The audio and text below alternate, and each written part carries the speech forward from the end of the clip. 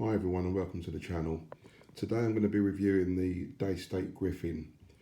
When I first saw this rifle, I've got to admit I fell in love with it. I thought the stock is just beautiful. It's like a laminate black, dark grey blacky stock with obviously the silver hardware.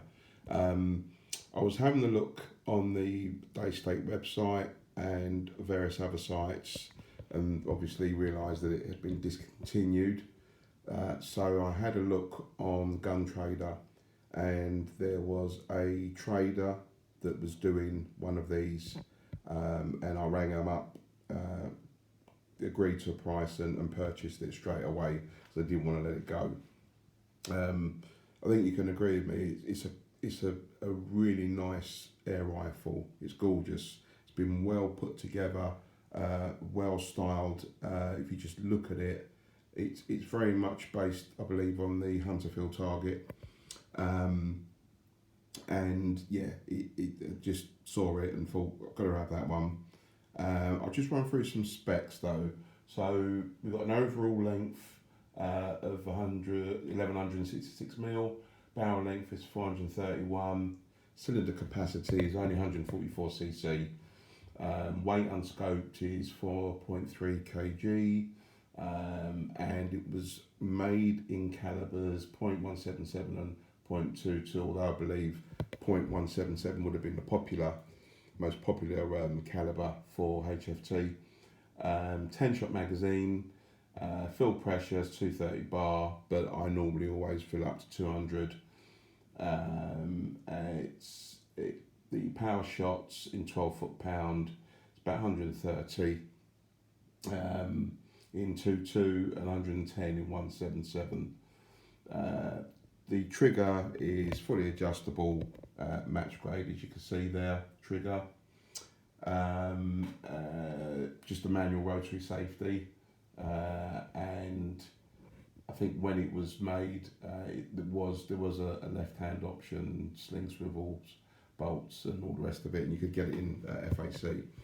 I believe this was manufactured in 2016, this particular one, and you know, so we're going back, what, 7 odd years, and I think you'd agree, if you look at it, the condition is really good. I wouldn't say it's immaculate.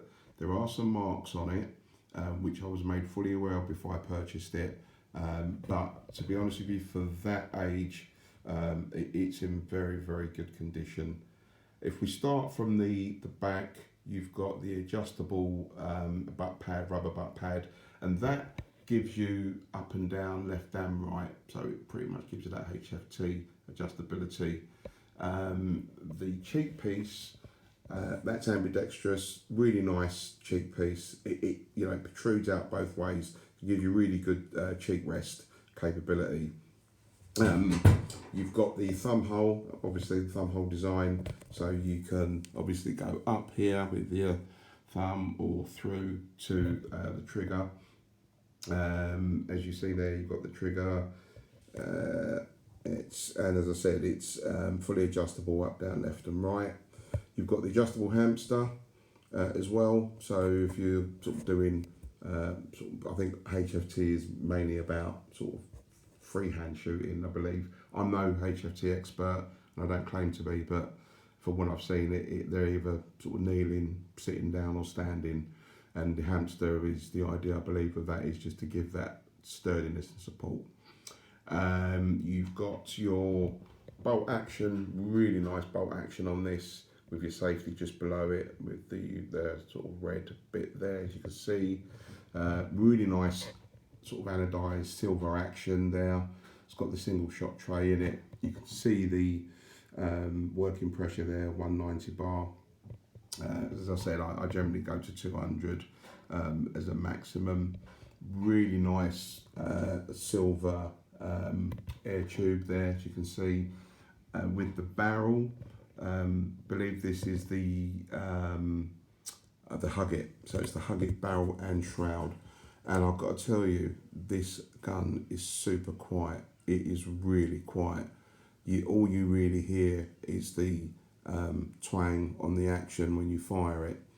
It's just perfect. I've heard some reviews about the Huggett silencers, and some of them are not so great. But I suppose the way they designed this rifle, they've designed it with sort of quietness in mind. And believe me, this is the quietest of my collection. So I'm really pleased with that in terms of back guard and plinking and target shooting. Doesn't upset the neighbours too much. The only thing I would say on the hand grip, there's no stippling at all. No stippling. It's pretty much just smooth. It would have been nice if they'd have put some stippling on that. Yeah, it still doesn't, it doesn't make the gun look any worse, but just I suppose from usability and holding and handling the gun, it would have been nice to have had some stippling. You've got some stippling at the forestock here, but if you're not using a hamster, obviously it will make the difference on handling.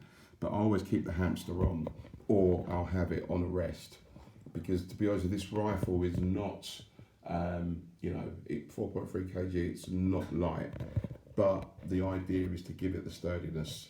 To be honest with you, to get some steady shots. Now, as I said to you, wasn't in immaculate condition when I got it. There's a mark. Where's a mark? There's a mark there, and there's one there. But it didn't really faze me, to be honest. I could deal with that, but what's the point? I will just leave it as it is. It's not as if it's got chunks missing out of it, if you like. And there's a little blemish there as well, which that actually is sort of gone into the lacquer. But again, you're not going to notice it at distance, so nothing to write home about. As you can see, the scope that I've got on this.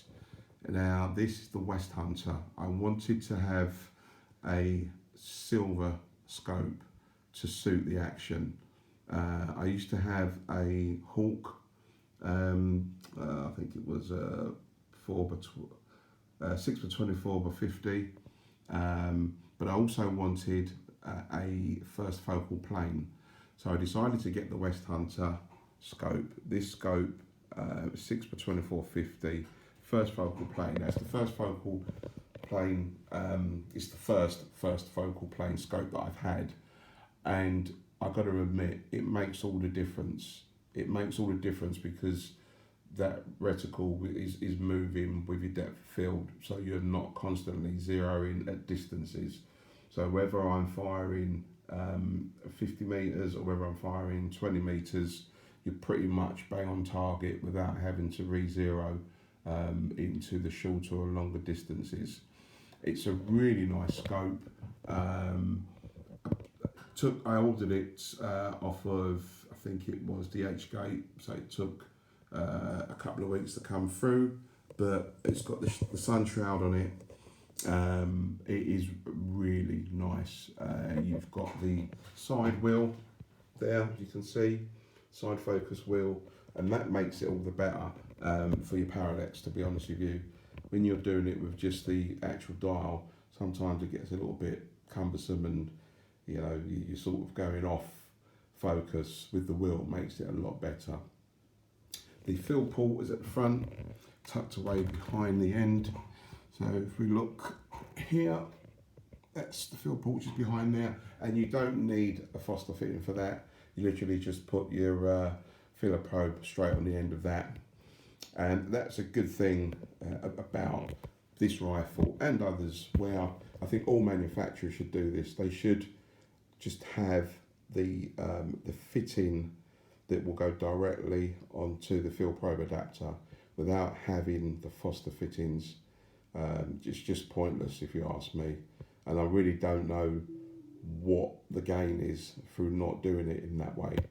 But yeah, manufacturers, if you really want to be sort of applying this to all of your guns, I know some of them coming in obviously from Turkey and from other parts of the world, and they tend to stick with one way, which isn't always our way, but yeah, it'd be nice to see them come like this. Accuracy, this rifle is really accurate. I mean, once you've got it zeroed in, you hit TDC every time. That target, it is bang on, bang on. The grouping is great. It's not overly fussy with pellets. The QIS is streamlined. It likes those pretty much. The H&N, I can't think of the name now, but the H&N, there's an H&N make that I use, 0.177. It also likes those. And it really does like the JSBs as well, the JSB Diablo 0.177s. So it's not an overly fussy one, but the three that I've mentioned are the ones that I tend to use.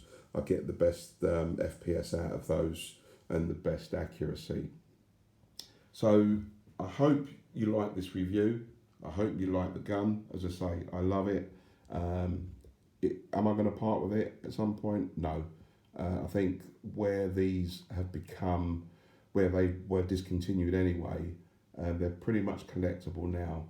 I know that they done the Griffin SE, which was the first batch, the special edition. I think they've done 150, and that was slightly different to this because it had the black action, the black barrel and cylinder, and it did not have the Huggett shroud and silencer. They're collectible, but you do get slightly more noise with those. You can quieten them down, but I just think that this one is just perfect. The way that they've designed this, the colour schemes, the silver on the black laminate is just perfect. And that laminate and the shine of the laminate, you know, bearing in mind, as I said, this is a 7-year-old gun, 7/8 years of age. It's really good. It's in really good nick. God, I don't know what else to say. I think probably have exhausted the review. If you like watching my reviews, please share, like, subscribe, and as long as you guys like them, I'll keep posting them. Until then, take care for now. See ya. Bye.